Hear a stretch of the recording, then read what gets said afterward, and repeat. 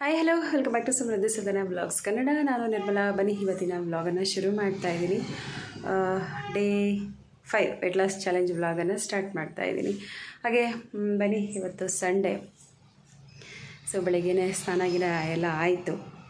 ಸ್ನಾನ ಮಾಡಿಕೊಂಡು ಆಚೆಗಳೆಲ್ಲ ಕ್ಲೀನ್ ಮಾಡಿ, ಸೊ ಇವಾಗ ಎಲ್ಲರಿಗೂ ಕಾಫಿ ಮಾಡಿಕೊಟ್ಟು ಟಿ ವಿ ನೋಡ್ತಾ ಇದ್ದೀನಿ. ಇಲ್ಲಿ ಉದಯ ಟಿ ವಿಯಲ್ಲಿ ರಸಿಕಾ ಹಾಕಿದ್ದಾರೆ ಫಿಲಮ್, ಸೊ ಅದನ್ನು ನೋಡ್ತಾ ಇದ್ದೆ. ಸೊ ಹಾಗೆ ವ್ಲಾಗನ್ನು ಸ್ಟಾರ್ಟ್ ಮಾಡೋಣ ಅಂತ ಹೇಳಿ ಬಂದೆ.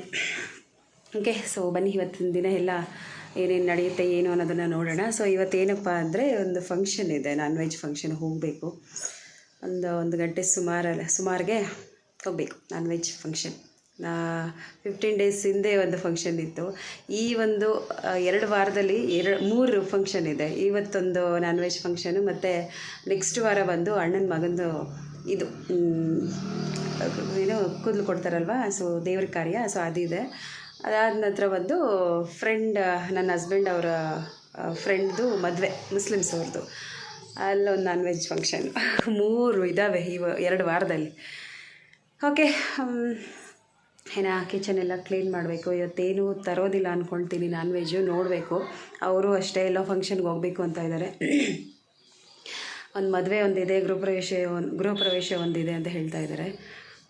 ಸರಿ, ಓಕೆ ಬನ್ನಿ. ಇನ್ನು ಬೆಡ್ಸ್ ಎಲ್ಲ ಇತ್ತಿಲ್ಲ, ಮಲಗಿರೋದು ಹಂಗಂಗೆ ಇದ್ದಾವೆ ಇಲ್ಲಿ. ಅದನ್ನೆಲ್ಲ ಇವಾಗ ಇತ್ತಬೇಕು. ಇವತ್ತು ಬೆಳಗ್ಗೆ ಎಕ್ಸಸೈಸ್ ಆಗಲಿಲ್ಲ. ಎಕ್ಸಸೈಸ್ ಮಾಡಿದೆ, ಯಾಕೋ ತುಂಬ ಒಂಥರ ಸುಸ್ತು ಅನ್ನೋ ಥರ ಅನ್ನಿಸ್ತಾ ಇದೆ. ನಿನ್ನೆ ಎಲ್ಲ ಫುಲ್ಲು ಟಯರ್ಡು. ನಿನ್ನೆ ಮಧ್ಯಾಹ್ನದ ಮೇಲೆ ಸ್ಟಾರ್ಟ್ ಆಯಿತು ನನಗೆ ಒಂದು ಟಯರ್ಡ್ನೆಸ್ ಅನ್ನೋದು. ಅದಕ್ಕೆ ಕಿಟಕಿ ತೆಗ್ದಾಗ ತಣ್ಣಗೆ ಗಾಳಿ ಬೀಸುತ್ತಲ್ಲ, ಎಷ್ಟು ಚೆನ್ನಾಗಿರುತ್ತೆ. ಆಗಲ್ಲ ಒಂದು ಕೈಯಲ್ಲಿ ಹಾಕೋದಕ್ಕೆ, ಮಳೆ ಬಿದ್ದಿರೋದಕ್ಕೆ. ವಾತಾವರಣ ಎಲ್ಲ ತಂಪಾಗಿದೆ. ಇಲ್ಲಿ ಗ್ರೀನರಿ, ಹೊರಳಿಕಲ್ಲು. ಅವಾಗೆಲ್ಲ ಇದರಲ್ಲೇ ಇದು ಮಾಡ್ತಾಯಿದ್ದಿದ್ದು, ಕಿಚನಲ್ಲಿ ಇಟ್ಕೊಂಡಿದ್ರು. ಇವಾಗ ಈಚೆಗಡೆ ಇದೆ. ಅದನ್ನು ನಾನು ಈ ಮನೆ ಕಟ್ಟೋವಾಗ ಹೇಳಿದೆ ನನ್ನ ಹಸ್ಬೆಂಡ್ಗೆ, ಏನಂತ, ಅದನ್ನು ನೆಲದಲ್ಲಿ ಹೂಣಿಸ್ಬಿಡು ಆಚೆಗಡೆ, ಯಾವಾಗಾದರೂ ಬೇಕಾಗುತ್ತೆ ಅಂತ ಹೇಳ್ಬಿಟ್ಟು. ಬಟ್ ಅವ್ರು ನನ್ನ ಮಾತು ಕೇಳಲಿಲ್ಲ. ಅಲ್ಲೇ ಇದೆ ಅದು. ಅದನ್ನು ಕೆತ್ತಿಸ್ಬಿಟ್ಟು ಚಿಕ್ಕದು ಮಾಡಿ ಎಲ್ಲಾದರೂ ಹಾಕ್ಸ್ಬೇಕು ಅಂತ ಇಟ್ಕೊಂಡಿದ್ದೀವಿ. ಅದಲ್ಲೇ ಇದ್ದಾವೆ, ಹಳೇ ಕಾಲದ ಒಂದು ಸಾಮಾನು ಇವೆಲ್ಲ. ಎಷ್ಟು ದೊಡ್ಡದಾಗಿದೆ, ಇನ್ನೂ ಅರ್ಧ ಒಳಗಡೆ ಹೋಗಿದೆ ಅದು. ಇನ್ನು ಹಾಗೆ ಚಿಕನ್ ಲಿವರ್ ತೊಗೊಂಬಂದಿದ್ರು. ಸೊ ಇವಾಗ ಅದನ್ನು ಫ್ರೈ ಮಾಡೋಣ ಅಂತ ಹೇಳಿ ಎಲ್ಲ ರೆಡಿ ಮಾಡಿ ಇಟ್ಕೊಂಡಿದ್ದೀನಿ. ಟೊಮೊಟೊ, ಈರುಳ್ಳಿ ಮತ್ತು ಕೊತ್ತಂಬರಿ ಸೊಪ್ಪು, ಪುದೀನ, ಹಾಗೆ ಶುಂಠಿ, ಬೆಳ್ಳುಳ್ಳಿ ಇವೆಲ್ಲ ರುಬ್ಬಿ ರೆಡಿ ಮಾಡಿ ಇಟ್ಕೊಂಡಿದ್ದೀನಿ. ಇನ್ನು ಹಸ್ಬೆಂಡ್ ಮತ್ತು ಯೋಗಿತಾ ಇಬ್ಬರೂ ಬೇರೆ ಫಂಕ್ಷನ್ಗೆ ಹೋಗಬೇಕು ಅಂತ ರೆಡಿಯಾಗಿದ್ದಾರೆ. ಆ್ಯಕ್ಚುಲಿ ಯೋಗಿತಾ, ನಾನು ಹೋಗಲ್ಲ ಮಮ್ಮಿ, ನನ್ನ ನಾನ್ ವೆಜ್ ಫಂಕ್ಷನ್ ಒಂದಿದೆ ಇವತ್ತು, ಸೊ ಅಲ್ಲಿಗೆ ಬರ್ತೀನಿ, ನಾನು ಹೋಗಲ್ಲ ಅಂತ ಇದ್ಲು. ಅವರಪ್ಪ ಇದ್ಕೊಂಡು, ಇಲ್ಲ ಬಾ ಹೋಗ್ಬಿಟ್ಟು ಬರೋಣ ಅಂತ ಹೇಳಿ. 2 ಫಂಕ್ಷನ್ ಇದೆ, ಒಂದು ಗೃಹ ಪ್ರವೇಶ, ಇನ್ನೊಂದು ಬಂದು ಮದುವೆ. ಅದಕ್ಕೋಸ್ಕರ ರೆಡಿ ಆಗಿರೋವಂಥದ್ದು. ಸೊ ನಿದೀಕ್ಷಾ ನಾನು ಹೋಗ್ತೀನಿ ಅಂತ ಅವಳು ಹಠ ಮಾಡ್ತಾಯಿದ್ಲು. ಬೇಡಮ್ಮು, ನಾವು ಈ ಕಡೆ ಹೋಗೋಣ, ಅವ್ರು ಆ ಕಡೆ ಹೋಗಿ ಬರಲಿ ಅಂತ ಹೇಳಿ ಸಮಾಧಾನ ಮಾಡಿದೆ. ಸೊ ಏನು ನಾನು ಹಿಂಗೆ ವಿಡಿಯೋ ತೆಗಿತಾ ಇದೆಯಾ ನೀನು ಅಂತ ಕೇಳ್ತಾ ಇದ್ಲು ಯೋಗಿತಾ. ಸೊ ಅದಕ್ಕೋಸ್ಕರ ತುಂಬ ಚೆನ್ನಾಗಿ ಕಾಣಿಸ್ತಾ ಇದೆಯಾ ಇವತ್ತು, ಅದಕ್ಕೋಸ್ಕರ ತೆಗಿತಾ ಇದ್ದೀನಿ ಅಂತ ಹೇಳಿ ಅವಳನ್ನ ಹೀಗೆ ಕಿಟ್ಲೆ ಮಾಡ್ತಾ ಇದ್ದೆ. ಇನ್ನು ಬನ್ನಿ ಚಿಕನ್ ಫ್ರೈ ಮಾಡೋಣ. ಆ್ಯಕ್ಚುಲಿ ನಾನು ಒಂದು ವಿಡಿಯೋ ಹಾಕಿದೆ, ಬಟ್ ಮತ್ತೆ ಬೇಡ, ನಾರ್ಮಲ್ ವ್ಲಾಗ್ ಜೊತೆಗೆ ಹಾಕೋಣ ಅಂತ ಹೇಳಿ ಸಪ್ರೇಟಾಗಿ ರೆಸಿಪಿ ಥರ ಮಾಡಿ ಹಾಕ್ತೆಪ್ಪ. ಯಾಕೋ ನನಗೆ ಇಷ್ಟ ಆಗಲಿಲ್ಲ, ಮತ್ತೆ ಅದನ್ನು ಡೆಲೀಟ್ ಮಾಡಿಬಿಟ್ಟೆ. ಸೊ ಬನ್ನಿ ನೋಡೋಣ ಯಾವ ರೀತಿ ಏನು ಮಾಡೋದು. ಸಿಂಪಲ್ಲಾಗಿ ನಾನು ಯಾವ ರೀತಿ ಮಾಡ್ತೀನಿ ಅನ್ನೋದನ್ನು ತೋರಿಸ್ತಾ ಇದ್ದೀನಿ. ಮೊದಲನೇದಾಗಿ ಇಲ್ಲಿ ಎಣ್ಣೆ ಹಾಕ್ಕೊಂಡಿದ್ದೀನಿ, ಸ್ವಲ್ಪ ಜಾಸ್ತಿನೇ. ಈ ಚಿಕನ್ ಫ್ರೈ, ಲಿವರ್ ಫ್ರೈಗೆ ಮತ್ತು ಈ ಬಿರಿಯಾನಿಗೆಲ್ಲ ಸ್ವಲ್ಪ ಎಣ್ಣೆ ಅಂಶ ಜಾಸ್ತಿ ಇದ್ದರೆ ಚೆನ್ನಾಗಿರುತ್ತೆ. ಸ್ಪೈಸಸ್ ಹಾಕ್ಕೊಂಡು, ಕರಿಬೇವು ಹಾಕ್ಕೊಂಡು, ಆನಂತರ ಒಂದು 3 ಈರುಳ್ಳಿ ಕಟ್ ಮಾಡಿ ಇಟ್ಕೊಂಡಿದ್ದೆ ಅದನ್ನು ಹಾಕ್ಕೊಂಡು ಟೊಮೊಟೊ ಹಾಕ್ಕೊಳ್ತಾ ಇದ್ದೀನಿ. ಈರುಳ್ಳಿ ಚೆನ್ನಾಗಿ ಫ್ರೈ ಆದಮೇಲೆ ಟೊಮೊಟೊ ಸ್ವಲ್ಪ ಸ್ಮ್ಯಾಶ್ ಆಗೋವರೆಗೂ ಚೆನ್ನಾಗಿ ಫ್ರೈ ಮಾಡ್ಕೋಬೇಕು. ಟೊಮೊಟೊ ಒಂದು 2 ಟೊಮೊಟೊ ತೊಗೊಂಡಿದ್ದೀನಿ. ಇಲ್ಲಿ ಶುಂಠಿ ಮತ್ತು ಬೆಳ್ಳುಳ್ಳಿ ಪೇಸ್ಟನ್ನು ಹಾಕ್ಕೊಳ್ತಾ ಇದ್ದೀನಿ. ಸುಮಾರು ಒಂದು 3 ಟೇಬಲ್ ಸ್ಪೂನ್ ಆಗುವಷ್ಟು ಹಾಕ್ಕೊಂಡಿದ್ದೀನಿ. ಈ ಲಿವರ್ ಫ್ರೈಗೆ ಶುಂಠಿ ಮತ್ತು ಬೆಳ್ಳುಳ್ಳಿ ಪೇಸ್ಟು ಸ್ವಲ್ಪ ಜಾಸ್ತಿ ಇದ್ದರೆ ಚೆನ್ನಾಗಿರುತ್ತೆ, ಯಾಕಂದರೆ ಲಿವರ್ ಸ್ವಲ್ಪ ಸ್ಮೆಲ್ ಬರುತ್ತೆ ವಾಶ್ ಮಾಡಾದಮೇಲೆ. ಸೊ ಆ ಒಂದು ಸ್ಮೆಲ್ ಹೋಗಲಿ ಅಂತ ಹೇಳಿ ಸ್ವಲ್ಪ ಶುಂಠಿ ಮತ್ತು ಬೆಳ್ಳುಳ್ಳಿ ಪೇಸ್ಟನ್ನು ಜಾಸ್ತಿ ಹಾಕ್ಕೋಬೇಕಾಗುತ್ತೆ. ಸೊ ಇವಾಗ ಸ್ವಲ್ಪ ಕೊತ್ತಂಬರಿ ಪುದೀನ ಎಲ್ಲ ಹಾಕಿಬಿಟ್ಟು ನಾನು ವಾಶ್ ಮಾಡಿ ಇಟ್ಕೊಂಡಿರುವಂಥ, ಚೆನ್ನಾಗಿ ವಾಶ್ ಮಾಡಬೇಕಪ್ಪ ಈ ಒಂದು ಲಿವರ್ ಅನ್ನೋದು. ಸೊ ಆದಷ್ಟು ಒಂದು 5-6 ಸತಿ ಚೆನ್ನಾಗಿ ವಾಶ್ ಮಾಡಿ ಆನಂತರ ಇಲ್ಲಿ ಸೇರಿಸ್ಕೊಳ್ತಾ ಇದ್ದೀನಿ. ಇದನ್ನು ಹಾಕಿ ಚೆನ್ನಾಗಿ ಫ್ರೈ ಮಾಡ್ಕೋಬೇಕು. ಸೊ ಹತ್ತತ್ರ 1 kg ಆಗುವಷ್ಟು ತೊಗೊಂಡಿದ್ದೀನಿ. ಸೊ ಅದನ್ನು ಇವಾಗ ಫ್ರೈ ಮಾಡ್ತಾ ಇರೋವಂಥದ್ದು. ಇದಕ್ಕೆ ಒಂದು ಸ್ವಲ್ಪ ಅರಿಶಿನ ಸೇರಿಸ್ಕೊಳ್ತಾ ಇದ್ದೀನಿ. ಅರಿಶಿನ ಸೇರಿಸಿ ಚೆನ್ನಾಗಿ ಈ ರೀತಿ ಮಿಕ್ಸ್ ಮಾಡಿ ಲಿಡ್ನ ಕ್ಲೋಸ್ ಮಾಡಿ ಒಂದು 5 ನಿಮಿಷ 6 ನಿಮಿಷ ಬೇಯಿಸ್ಕೋಬೇಕಾಗುತ್ತೆ ಮೀಡಿಯಮ್ ಫ್ಲೇಮಲ್ಲಿ. ಸೊ ನಾನು ಅದನ್ನು ಪದೇ ಪದೇ ತಿರ್ಗಿಸ್ಕೊಂಡು ಆನಂತರ ಲಿಡ್ನ ಕ್ಲೋಸ್ ಮಾಡಿ ಒಂದು 2-3 ಸತಿ ಚೆನ್ನಾಗಿ ಈ ರೀತಿ ಬೇಯಿಸ್ಕೊಂಡೆ. ಸೊ ಇವಾಗ ಆಲ್ಮೋಸ್ಟ್ ಇದು ಬೆಂದಿದೆ. ಸೊ ಇವಾಗ ಇದಕ್ಕೆ ಮೊಸರು ಹಾಕ್ಕೊಳ್ತಾ ಇದ್ದೀನಿ. ಮೊಸರು ಒಂದು 1/4 ಲೀಟರ್ಗಿಂತ ಒಂದು ಸ್ವಲ್ಪ ಕಮ್ಮಿ, 1/4 ಲೀಟರ್ಗಿಂತ ಒಂದು ಸ್ವಲ್ಪ ಕಮ್ಮಿ ಮೊಸರನ್ನು ಸೇರಿಸ್ಕೊಳ್ತಾ ಇದ್ದೀನಿ. ಫ್ರೈ ಮಾಡುವಾಗ ಮೊಸರು ಹಾಕಿದ್ರೆ ಆ ಟೇಸ್ಟು ತುಂಬ ಚೆನ್ನಾಗಿ ಬರುತ್ತೆ. ಸೊ ಇವಾಗ 1/4 ಲೀಟರ್ ಪ್ಯಾಕೆಟ್ ಇದೆಯಲ್ವಾ, ಸೊ ಅದರಲ್ಲಿ ಸ್ವಲ್ಪ ಉಳಿಸ್ಕೊಂಡಿದೆ, ಇನ್ನು ಮಿಕ್ಕ ಎಲ್ಲ ಹಾಕಿದ್ದೀನಿ. ಆನಂತರ 1 ಟೇಬಲ್ ಸ್ಪೂನ್ ಆಗುವಷ್ಟು ಗರಂ ಮಸಾಲನ ಸೇರಿಸ್ಕೊಂಡಿದ್ದೀನಿ. ಹಾಗೆ ಇಲ್ಲಿ 1.5 ಟೇಬಲ್ ಸ್ಪೂನ್ ಆಗುವಷ್ಟು ಧನಿಯಾ ಪುಡಿನ ಹಾಕ್ಕೊಂಡಿದ್ದೀನಿ. ಧನಿಯಾ ಪುಡಿ ಸ್ವಲ್ಪ ಕಮ್ಮಿನೇ ಹಾಕ್ಕೋಬೇಕು, ಏಕೆಂದರೆ ರೀತಿ ಫ್ರೈ ಅನ್ನೋದು ಮಸಾಲೆ ರೀತಿ ಆಗೋಗ್ಬಿಡುತ್ತೆ, ಚೆನ್ನಾಗಿರೋದಿಲ್ಲ. ಸೊ ಆದಷ್ಟು ಒಂದು ಸ್ವಲ್ಪ ಕಮ್ಮಿನೇ ಹಾಕ್ಕೋಬೇಕು. ನಾನಿಲ್ಲಿ 1.5 ಟೇಬಲ್ ಸ್ಪೂನ್ ಆಗುವಷ್ಟು ಹಾಕ್ಕೊಂಡಿದ್ದೀನಿ. ಆನಂತರ ಬಂದು ಇಲ್ಲಿ ಚಿಕನ್ ಫ್ರೈ ಮಸಾಲ ಪ್ಯಾಕೆಟು ಸೇರಿಸ್ಕೊಳ್ತಾ ಇದ್ದೀನಿ. ಪೂರ್ತಿ ಒಂದು ಪ್ಯಾಕೆಟು ಸೇರಿಸ್ಕೊಳ್ತಾ ಇದ್ದೀನಿ. 10 ರೂಪಾಯಿದೊಂದು ಪ್ಯಾಕೆಟ್ ಬರುತ್ತೆ ನೋಡಿ ಅದನ್ನು. ಸೊ ಇದು ತುಂಬ ಚೆನ್ನಾಗಿರುತ್ತೆ. ನಾನು ಫ್ರೈ ಮಾಡಿದಾಗೆಲ್ಲ ಇದನ್ನು ಯೂಸ್ ಮಾಡ್ತೀನಿ, ತುಂಬ ಚೆನ್ನಾಗಿರುತ್ತೆ. ಇದನ್ನು ಬೈ ಮಾಡಿ, ಮೇ ಬಿ ಇದು ತೇಜು ಚಿಕನ್ ಫ್ರೈ ಮಸಾಲ ಅಂದ್ಕೊಳ್ತೀನಿ, ತುಂಬ ಚೆನ್ನಾಗಿರುತ್ತೆ. ಈ ಪ್ಯಾಕೆಟ್ನ ಯೂಸ್ ಮಾಡಿ, ಚೆನ್ನಾಗಿರುತ್ತೆ. ಸೊ ಇವಾಗ ಅದನ್ನೆಲ್ಲ ಹಾಕಿ ಮಿಕ್ಸ್ ಮಾಡಿಕೊಂಡು ಸ್ವಲ್ಪ ಉಪ್ಪು ಹಾಕ್ಕೋಬೇಕಪ್ಪ, ಯಾಕಂದರೆ ನಾವಿಲ್ಲಿ ಪ್ಯಾಕೆಟ್ ಪೌಡರೆಲ್ಲ ಯೂಸ್ ಮಾಡಿದ್ದೀವಲ್ವ, ಸೊ ಅದರಲ್ಲಿ ಉಪ್ಪಿನಾಂಶ ಇರುತ್ತೆ. ಸೊ ಆದಷ್ಟು ಸ್ವಲ್ಪ ಹಾಕ್ಕೋಬೇಕಾಗುತ್ತೆ. ನಾನು ಒಂದು ಅರ್ಧ ಟೇಬಲ್ ಸ್ಪೂನ್ ಆಗುವಷ್ಟು ಹಾಕ್ಕೊಂಡಿದ್ದೀನಿ ಅಷ್ಟೇ. ಸೊ ಹಾಕಿ ಇದನ್ನು ಚೆನ್ನಾಗಿ ಮಿಕ್ಸ್ ಮಾಡ್ಕೋಬೇಕು. ಸ್ವಲ್ಪ ಜಾಸ್ತಿ ಆದ್ರೂ ಫ್ರೈ ತುಂಬ ಉಪ್ಪು ರೀತಿ ಆಗೋಗ್ಬಿಡುತ್ತೆ. ಸೊ ಅದಕ್ಕೋಸ್ಕರ ಇವಾಗ ಮಿಕ್ಸ್ ಮಾಡಿಕೊಂಡು ಮತ್ತೆ ಮೀಡಿಯಮ್ ಫ್ಲೇಮಲ್ಲಿ ಇಟ್ಟು ಒಂದು 5-6 ನಿಮಿಷ ಬೇಯಿಸ್ಕೊಂಡೆ. ಪರ್ಫೆಕ್ಟ್ ಆದಂತಹ ಚಿಕನ್ ಫ್ರೈ ಮಸಾಲ ರೆಡಿ ಆಯಿತು. So Sunday special chicken fry masala. Actually ನಾವೆಲ್ಲ ನಾನ್ ವೆಜ್ ಫಂಕ್ಷನ್ಗೆ ಹೋಗ್ತಾ ಇದ್ದೀವಲ್ವಾ, ಸೊ ಇನ್ನು ಅಜ್ಜಿ ತಾತ ಬರೋದಿಲ್ಲ ಅವರು. ಸೊ ಅದಕ್ಕೋಸ್ಕರ ಅವ್ರಿಗಂತ ತರಿಸಿ ಮಾಡಿರೋ ಅಂಥದ್ದು ಚೆನ್ನಾಗಿ ಬಂದಿತ್ತು.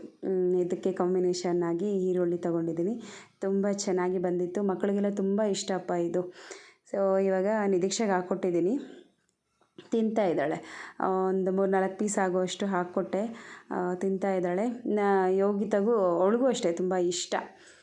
ಅವಳು ಇದಕ್ಕೆ ಹೋಗಿದ್ದಾಳಲ್ವ ಮದುವೆಗೆ, ಸರಿ ಅಂತ ಇವಳಿಗೆ ಹಾಕ್ಕೊಟ್ಟೆ, ತಿಂತಾ ಇದ್ದಾಳೆ. ಆನಂತರ ಬಂದು ಇಲ್ಲಿ ಮುದ್ದೆಗೆ ಇಟ್ಟಿದ್ದೀನಿ.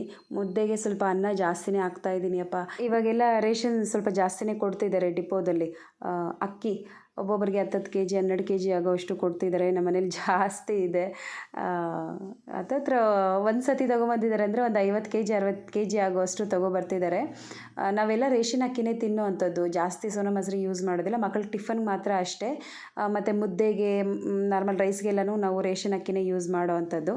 ನೋಡಿ ರೇಷನ್ ಅಕ್ಕಿನೇ ರೈಸ್ ಮಾಡಿ ಇಟ್ಟಿದ್ದೀನಿ. ಸೊ ಇವಾಗ ಸ್ವಲ್ಪ ಜಾಸ್ತಿನೇ ಹಾಕಿ ಮುದ್ದೆಗೆ ಸ್ವಲ್ಪ ಜಾಸ್ತಿನೇ ಹಾಕ್ತಾಯಿದ್ದೀನಿ. ಅಂದರೆ ಹಿಟ್ಟು ಕಮ್ಮಿ ಆಗುತ್ತೆ, ರೈಸ್ ಜಾಸ್ತಿ ಹಾಕಿ ಮುದ್ದೆ ಮಾಡಿದ್ರೆ ಸ್ವಲ್ಪ ಬೇಗ ಖಾಲಿ ಆಗುತ್ತೆ ಅನ್ನೋ ಕಾರಣಕ್ಕೋಸ್ಕರ.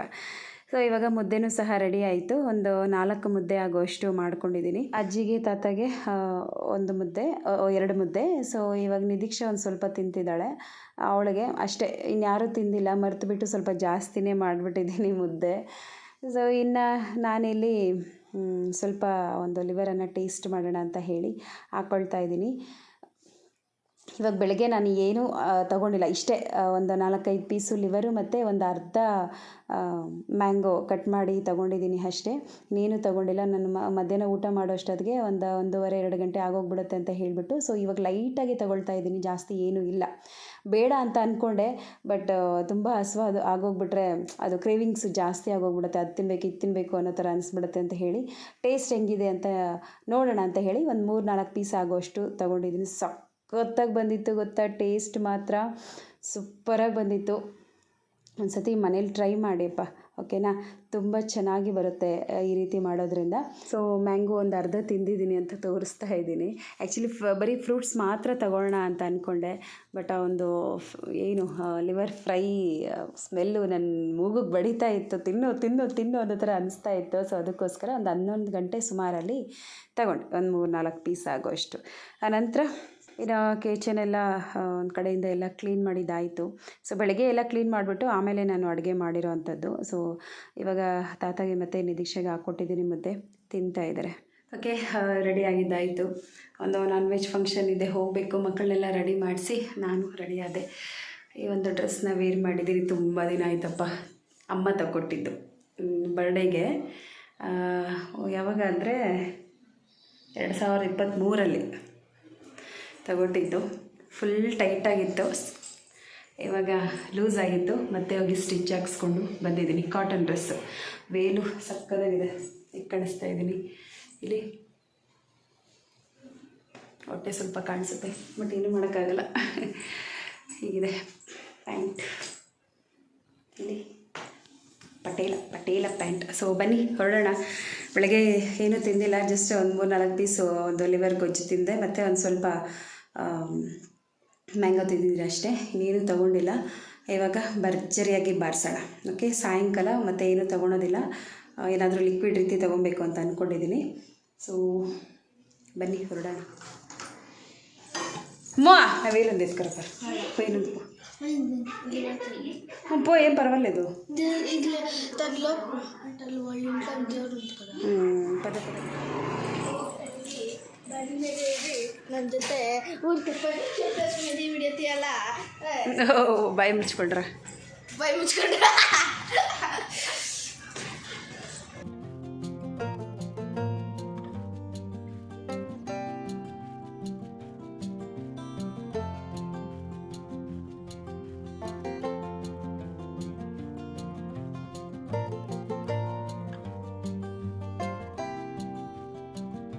ಹಾಗೆ ನಾನು ಮತ್ತು ನಿದೀಕ್ಷಾ ಇಬ್ಬರು ಹೊರಡ್ತಾ ಇದ್ದೀವಿ. ಯೋಗಿತಾ ಆಲ್ರೆಡಿ ಸೈಕಲಲ್ಲಿ ಹೋಗಿದ್ದಾಳೆ, ಮತ್ತು ಹಸ್ಬೆಂಡು ನೀವು ಹೋಗ್ತಾ ಇರಿ ನಾನು ಬರ್ತೀನಿ ಅಂತ ಹೇಳಿದ್ರು, ಮತ್ತು ಬರ್ತಾ ಇದ್ದಾರೆ ಹಿಂದೆ. ಸೊ ಹಂಗೆ ಗಾಡಿಯಲ್ಲಿ ಹೋದ್ವಪ್ಪ. ಸಿಕ್ಕಾಪಟ್ಟೆ ಬಿಸಿಲು. ಇಷ್ಟು ದಿನ ಬಿಸಿಲಿರಲಿಲ್ಲ, ಇವಾಗ ಹೆವಿ ಬಿಸಿಲು. ಗೊತ್ತಾ ಹೆಂಗಿದೆ ವಾತಾವರಣ ಅಂದರೆ ಸಿಕ್ಕಾಪಟ್ಟೆ ಬಿಸಿಲು. ಇನ್ನು ಬಂದ್ವಿ. ಸೊ ಅವರು ಒಳಗಡೆ ಪೂಜೆ ಮಾಡ್ತಾಯಿದ್ರು, ನಾನು ಏನು ಒಳಗಡೆ ಎಲ್ಲ ಹೋಗಲಿಲ್ಲ, ಆಚೆಗಡೆ ಕೂತಿದ್ದೆ. ಸೊ ಫ್ರೆಂಡ್ಸ್ ಎಲ್ಲ ಬಂದಿದ್ದರು, ಅಂದರೆ ನೇಬರ್ಸ್ ಅವರೆಲ್ಲ ಬಂದಿದ್ದರು. ಸೊ ಹಾಗೆ ಕೂತ್ಕೊಂಡು ಒಂದು ಸ್ವಲ್ಪ ಹೊತ್ತು ಮಾತಾಡ್ಕೊಂಡು ಕೂತಿದ್ವಿ.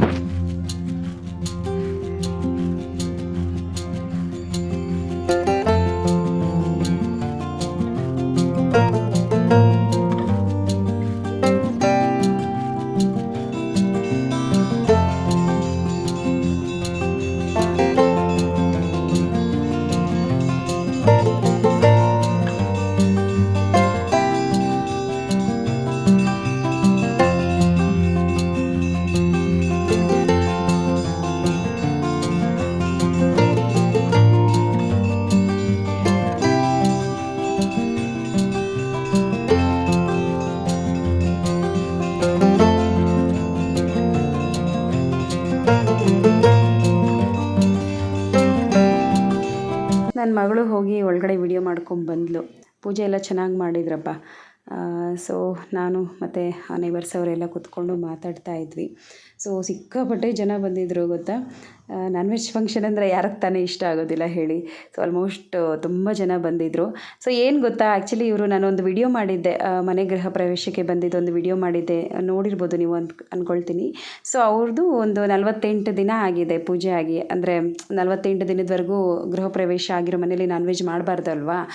ಸೊ 48 ದಿನದವರೆಗೂ ಯಾವುದೇ ರೀತಿಯಾದಂಥ ನಾನ್ ವೆಜ್ ಮಾಡ್ದಿರ, ಸೊ ಇವತ್ತು ಒಂದು ಅವ್ರ ಮನೆ ದೇವರಿಗೆ ಪೂಜೆ ಮಾಡಿ, ಸೊ ಆ ಒಂದು 48 ದಿನ ಆದಮೇಲೆ ಇದು ಮಾಡ್ತಿದ್ದಾರೆ, ನಾನ್ ವೆಜ್ ಮಾಡ್ತಿದ್ದಾರೆ. ಎಲ್ಲರಿಗೂ ಮಟನ್ ಊಟ ಹಾಕಿಸ್ತಿದ್ದಾರೆ. 3 ಮರಿ ಏನೋ ಹೊಡೆದಿದ್ರು, ನೋಡ್ತಿರ್ಬೋದು ನನ್ನ ಒಂದು ತಟ್ಟೆ ಯಾವ ರೀತಿ ಇದೆ ಅಂತ ಹೇಳಿ. ಚೆನ್ನಾಗಿ ಮಾಡಿಸಿದ್ರಪ್ಪ. ಮುದ್ದೆ, ಮಟನ್ ಸಾಂಬಾರು, ಚಿಕನ್ ಫ್ರೈ, ಬೋಟಿ ಗೊಜ್ಜು, ಆಮೇಲೆ ಚಿಕನ್ ಗೋಬಿ, ಮೊಟ್ಟೆ, ಕಬಾಬು, ಅನಂತರ ಕುಷ್ಕ, ಹಾಗೆ ಅನ್ನ ರಸ ಮಾಡಿಸಿದ್ರು. ಇಷ್ಟು ಇವತ್ತಿನ ನನ್ನ ಊಟ ಆಗಿತ್ತಪ್ಪ. ಯಪ್ಪ ಮುಗಿಸ್ಕೊಂಡು ಹೊರಡ್ತಾ ಇದ್ದೀವಿ.